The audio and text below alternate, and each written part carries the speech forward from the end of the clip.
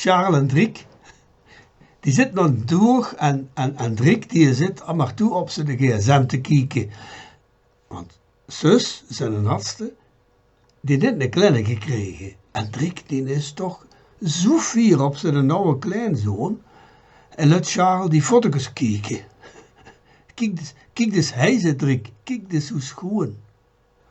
Oh ja, zegt Charles, en een ferme bengel.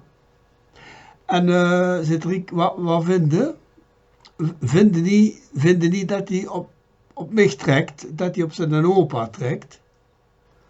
Nou dat je het zegt, zegt Charles, nou dat je het zegt. Maar er zijn erger zaken in het leven, als hij maar gezond is.